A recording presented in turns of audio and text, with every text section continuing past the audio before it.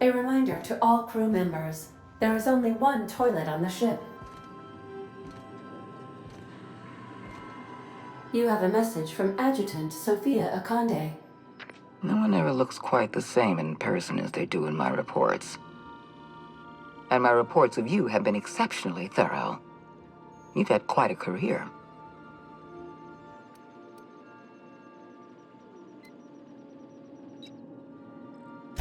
I think you're being modest. I've been keeping up with you ever since Emerald Vale. Now that was an interesting piece of work. A rundown backwater, barely worth the ink on a map. Until you showed up. You walked through Edgewater and in your wake transformed it from a loyal company town to a haven for dissidents. I'm actually a little impressed. All this happened because some mysterious stranger fell out of the sky. Not always. For the longest time, I could never be sure if you were on our side or against us. You should be back on the Hope, frozen in a hibernation chamber. Yet here you are, flying about in a stolen ship, leaving a trail of paperwork in your wake. The board doesn't know what to make of you. But I do. I've seen your potential. There's so much we can do for this colony. You have something I want. I'd like to negotiate.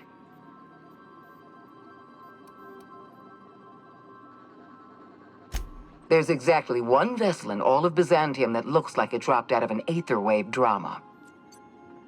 Phineas Wells is wanted by the board. I want to convince you to turn him in to us.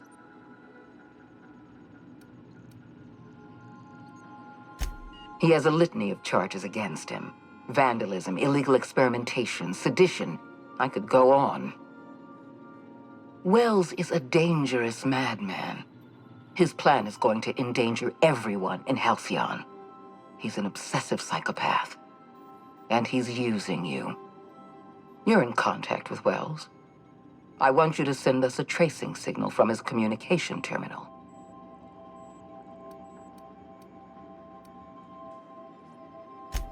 You're making a serious mistake. Adjutant Akande's call has been terminated. Will there be anything else, Captain?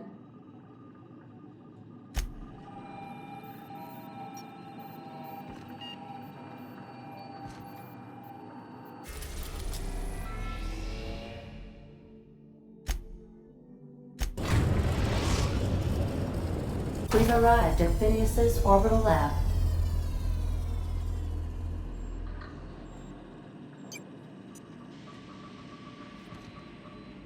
If you don't mind my saying, Captain, Minister Clark is lucky to have you on his side.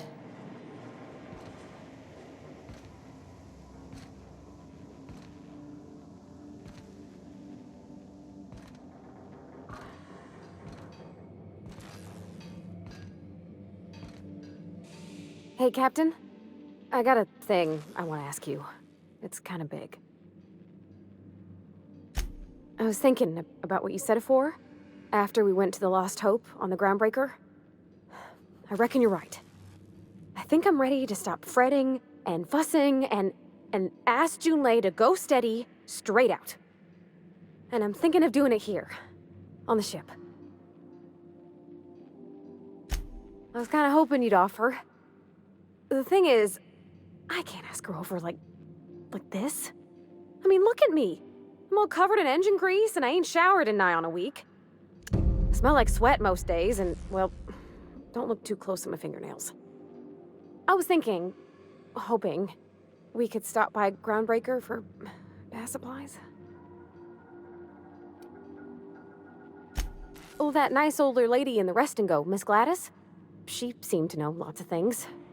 Maybe she knows where to find fancy soap. I mean, only if you're not busy. Or when you're heading through Groundbreaker for something else. You don't gotta change plans on account of me. Anyhow, next time we dock in Groundbreaker, let me know. 'Cause I want to come with.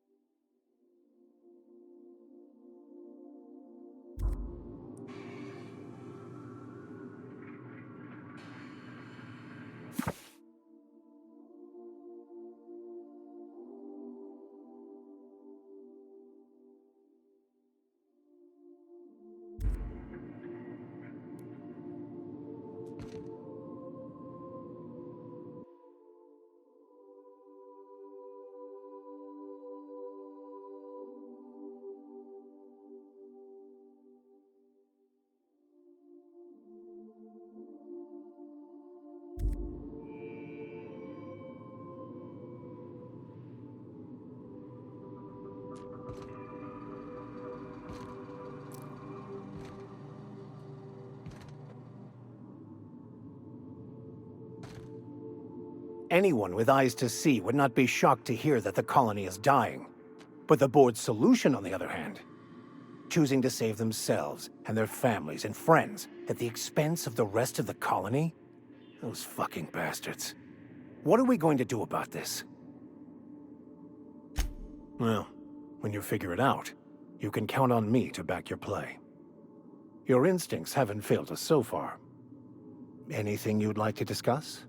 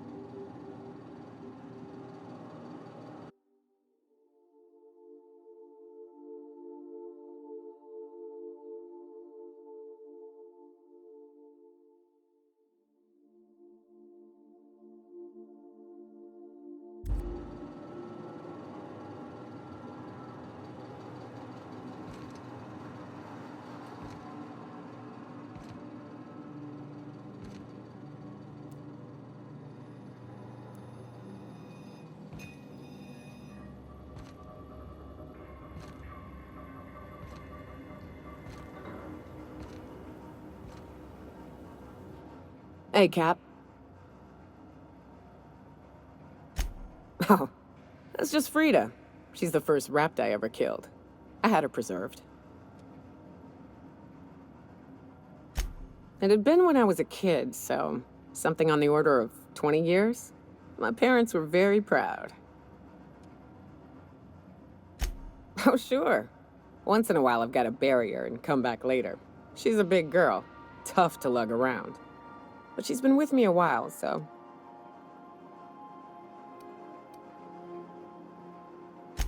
Anytime, Cap. Hey, Cap. Parvati showed me how to properly grease the magazine release on one of my firearms. She's a smart one, you know. Opal was quiet in the same way. She'd hang back, out of sight, then all of a sudden pop in with a bit of wisdom out of nowhere. Shit. Look at me dredging up bygone days. Forget I said anything. I will.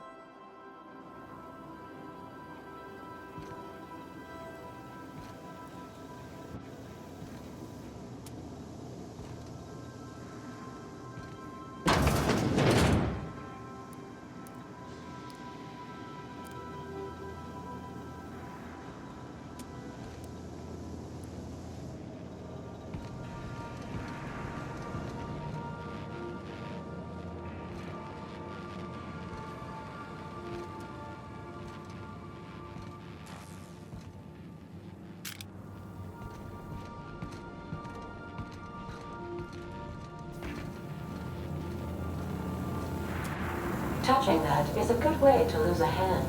Living machinery versus human flesh. Metal wins every time.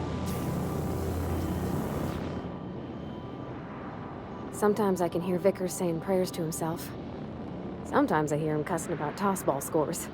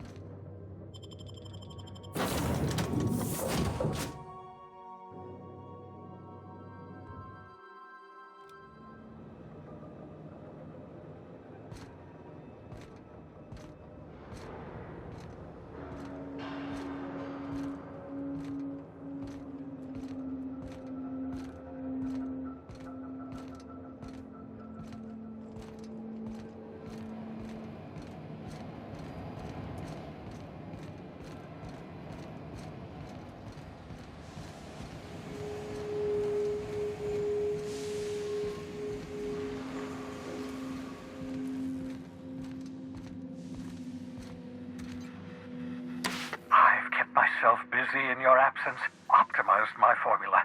I'm now confident I can revive the remaining colonists. All I need now is the dimethyl sulfoxide. I'll take as much as you can give me. Human test subjects. Oh, that's grotesque. That's unthinkable. That's exactly what I'd expect out of the board.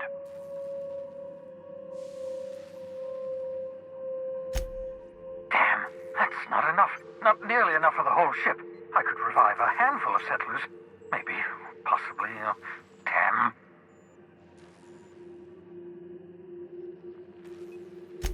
I know! I've suspected as much for years. Of course, I don't expect the board to do a thing about it. They've been driving our colony to the brink of destruction for decades.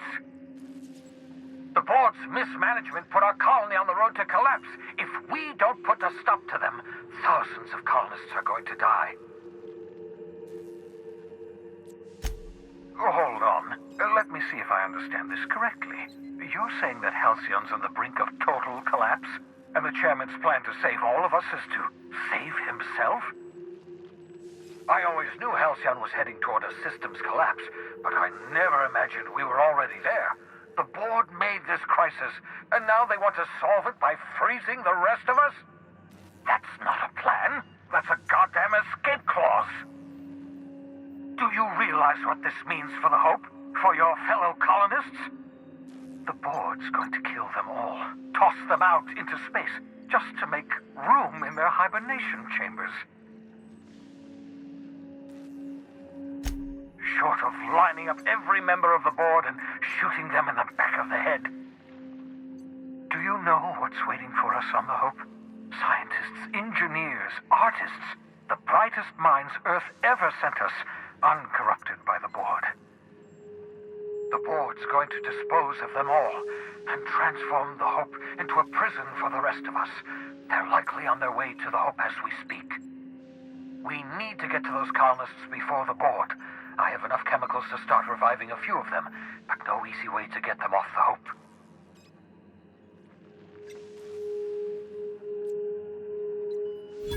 Merciful gibbering law, you're a genius! We bring the Hope to us. Skip the entire ship across the distance of colony space, right next to my lab. Yes, exactly. You're a step ahead of me, but I perceive the shape of your plan. If we link up the Hope to the Unreliable, then use your navigational computer to calculate a reasonably safe vector, we can skip the entire colony ship into the rings of Terra 2. I don't know much about skip drives, not the physics anyhow. I do know the Hope's real massive. How's our bitty little ship supposed to skip it? Excellent question, my sharp-witted mechanic. You will use your own ship to power up the Hope's skip drive. Your navigational computer can handle the rest. You'll need to switch on the Hope's auxiliary power using the Unreliable. Then head to the bridge. Your navigational computer, Ada, should be able to activate the Hope's skip drive. Once you've skipped the Hope next to my lab, I'll have easy access to the frozen colonists. I can start reviving them immediately. Certainly. How can I help?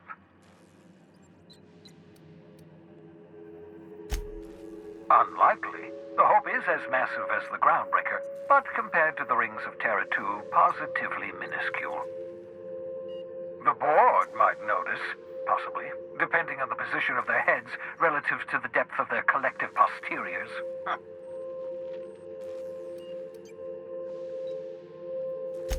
Skip drives were never designed to be used within a system, but I skipped my ship across Halcyon when I rescued you, and that turned out fine, mostly. That is, I ruined my ship and nearly killed myself in the process, but the maneuver was well within acceptable margins of risk. You'll be fine. You'll be fine.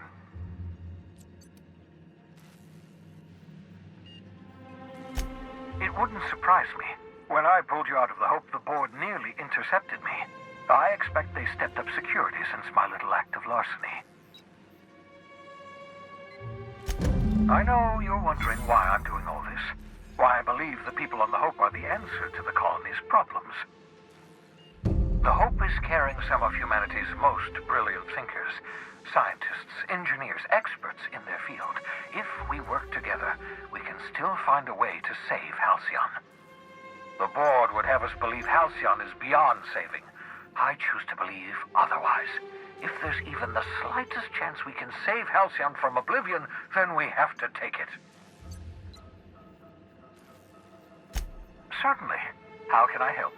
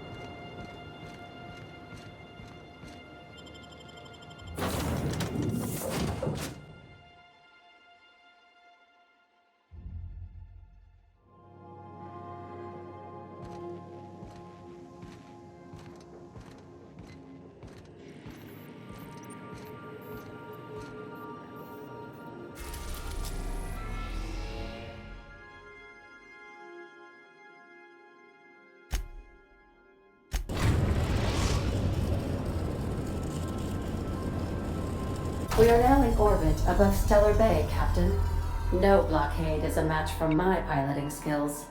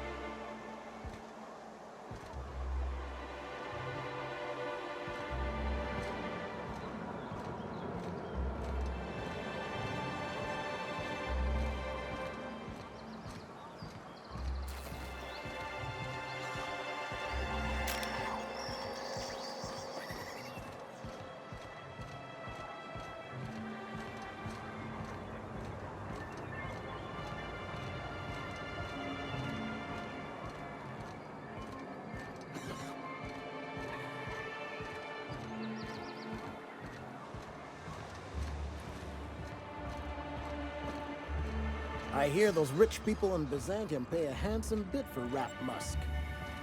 Bet they also pay to make a stink fest. Supposedly...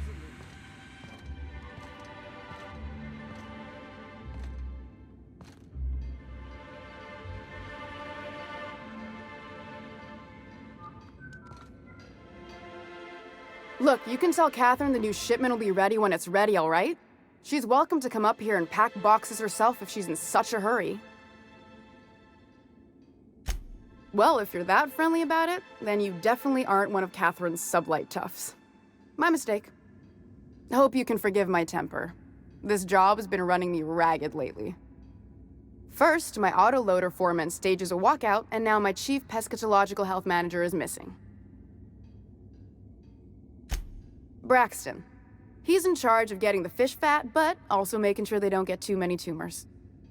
He's a real wizard with pharmaceuticals, but he has creative notions of working hours. Comes with living in a free colony, I guess. We're not keen on rules for rules' sake around here. Means Braxton skips work sometimes, but it also means no company boss is telling me when I can take a shit. Since you don't seem to be constrained yourself, maybe you could check up on him. He lives in the apartments. Tell him Velma said to get his lazy ass down here, or she might start noticing those extra drugs he's been taking from supply. Something else on your mind?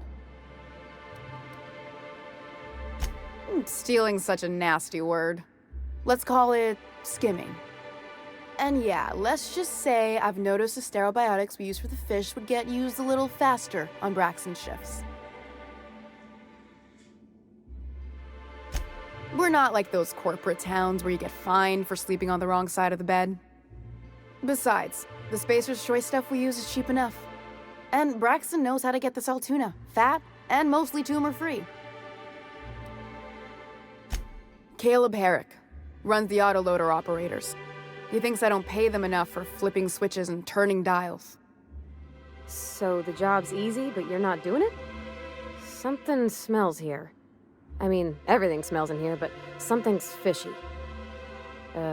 Wait. He and his whole crew walked out. Say they won't come back unless I pay them more. Because we've got a budget, all right?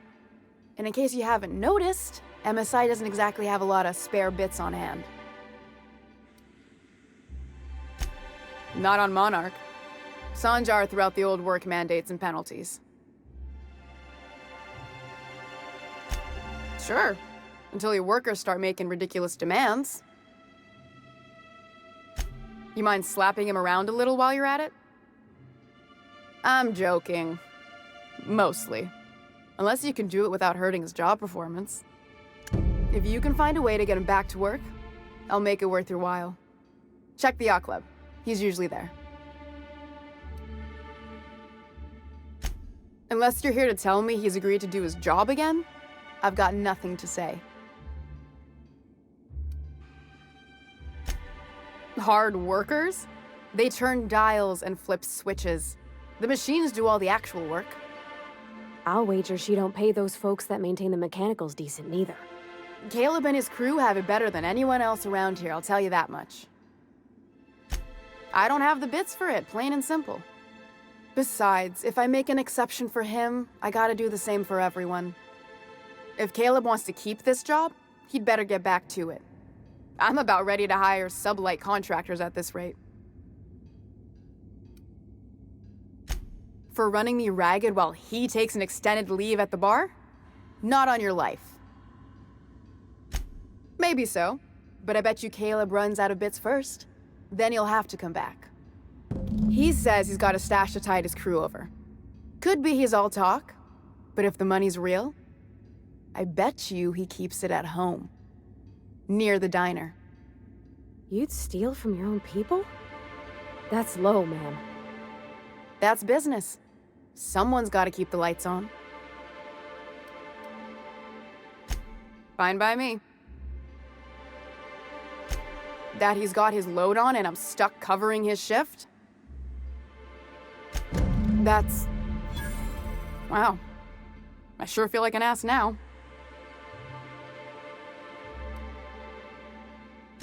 Yeah, I wouldn't wish that on Catherine herself.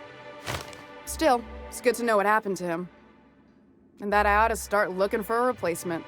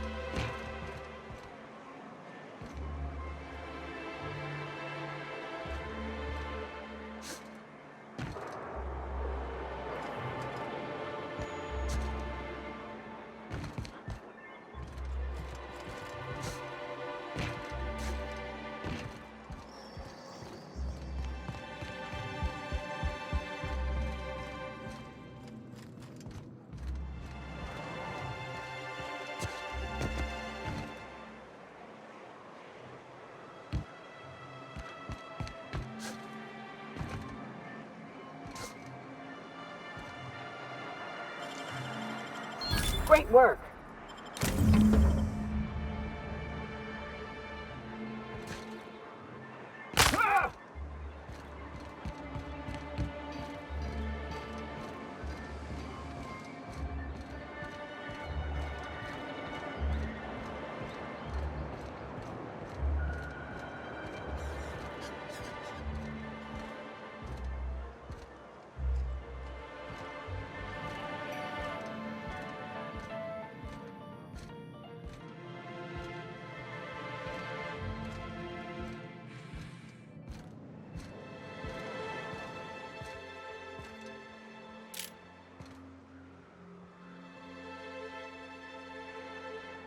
New face, huh? You from off-world? A ship captain? Well, I'll be. Here, let me buy you a drink. Consider it an MSI welcome. Why don't you grab a chair, sit a spell and revel with us? By the smell, he's been reveling enough for you both already. Me and my friends have taken our destiny into our own hands. We're untethered, free of responsibility and worldly cares. Well, as long as we don't run out of bits. But until the windfall's gone, we're riding high. See, we just walked out on our work. Had enough, we did. So now we're striking. It ain't any one thing but the sum of it all, having to work longer shifts for less bits.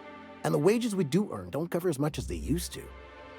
Our supervisor, Velma, goes on and on about quarterly profits and meeting quotas. But that ain't what Sanjar promised us. Velma refuses to negotiate, so we're refusing to work. We won't go back until she agrees to pay us fair and proper. Us on Monarch, we're free from the board, you know? We have the right to lobby for better hours and pay. Sure thing. What did you want to discuss?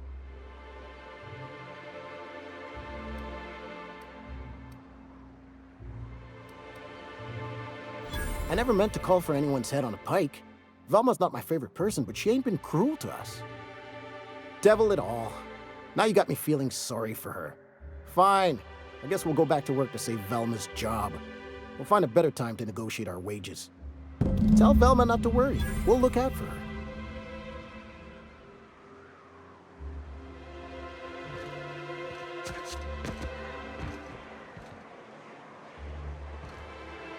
What are the chances of all the times and places we could have been born? Yeah. We're here, light years from Earth, going about our lives. Every time the punch clock wheels, the worker earns his meals. What are you talking about? Sorry, I thought you were quoting It's a Wonderful Director.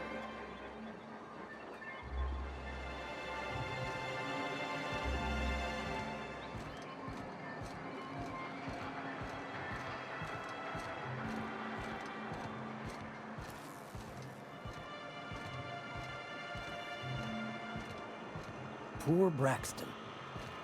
I don't want to think about it. Eaten by cannibals? What a way to go. I put up with the constant stink of fish because I don't want to think about what's outside those walls. I know.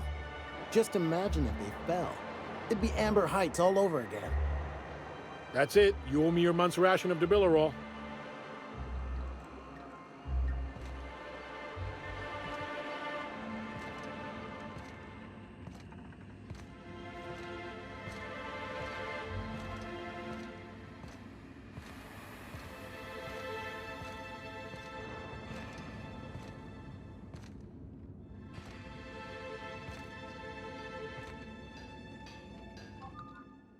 I'd give you a friendlier welcome, but I'm up to my elbows in salt tuna guts. Who spat in your spirits, Velma? You noticed my mood? I'm surprised you can see straight today. I could be seeing triple and I'd still think you're being unkind. I just might find it funnier. Will you try wrangling half a ton of dead fish with decades-old equipment and see what it does for your disposition? Anyway, what do you folks need?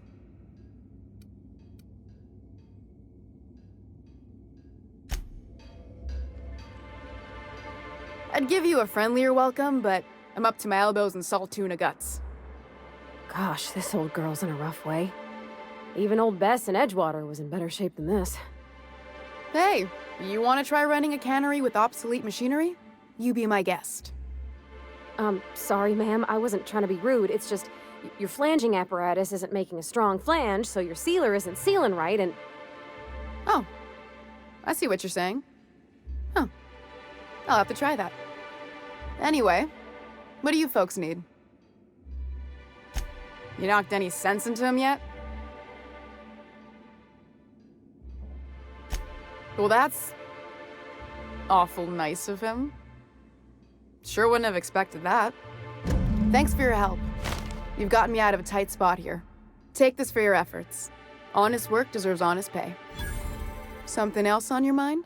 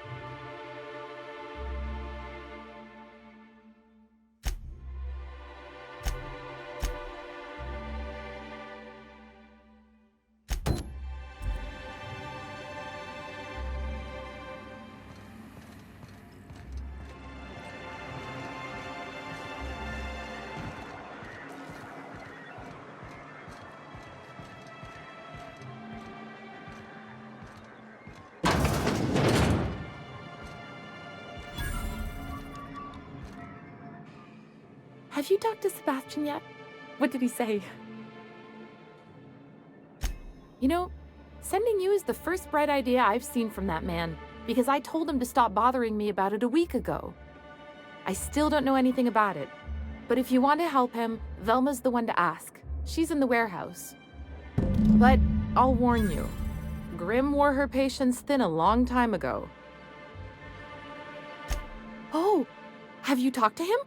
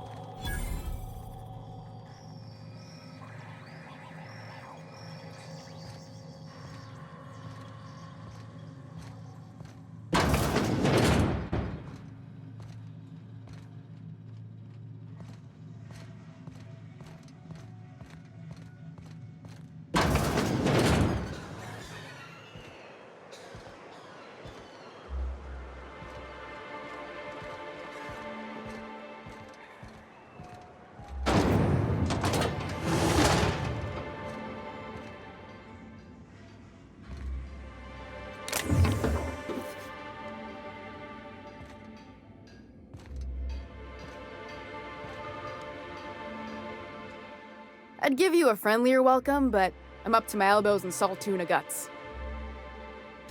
This again? I swear, this is the last time I contract for any special requests.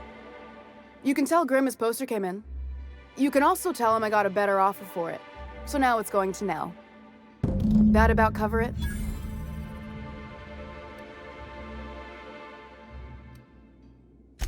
She runs the betting parlor across the way. Nice professional lady. She asked me about the poster once. Just once. Made a real generous offer, too. Damn right it is. It's staying locked up in my office until Nell shows with her money.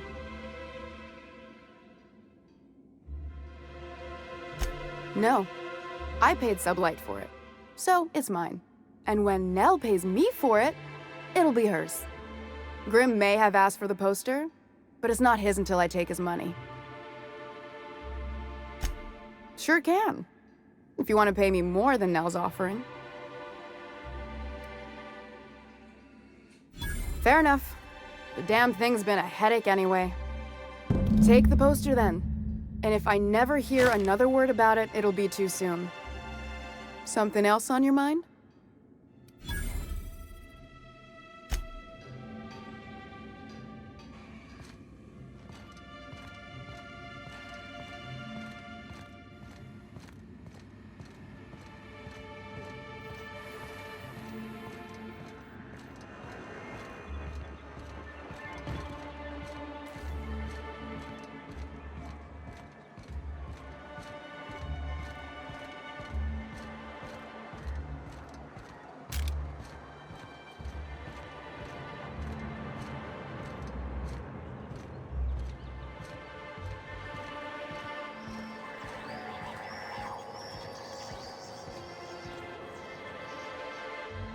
Have you had time to check on that poster yet? I keep wondering if it's come in. Would you look at that? The Rizzo's logo is nice and bright, and you can still smell the ink on Mr. Holcomb's signature. I can't thank you enough. Still, you can have the bits I was gonna spend at the bar this week. And you know what? Take my old tossball blocker too. Never get the chance to use it these days.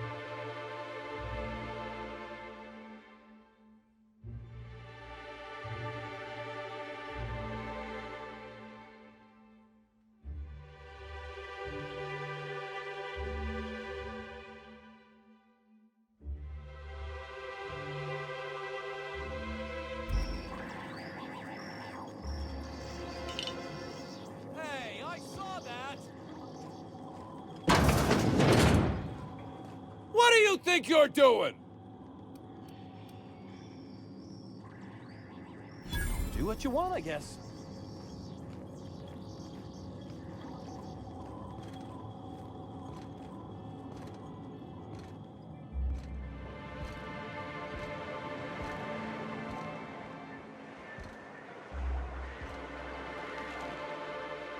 Laws.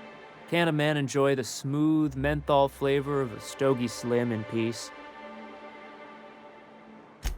What I am doing, sir, is enjoying the moment.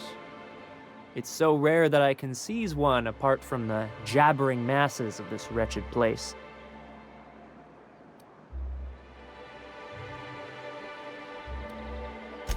This law's forgotten town. Cut off from the rest of the colony. Removed from any culture. I recall when Stellar Bay was a proper board-affiliated town with regular shipments of Auntie Cleo's best and all the cereals. Before Sanjar took over MSI and got us all booted. Days of consumption and culture. When we weren't squabbling with the iconoclasts for lack of better things to do. Look, you're making me melancholy. Is there something you wanted?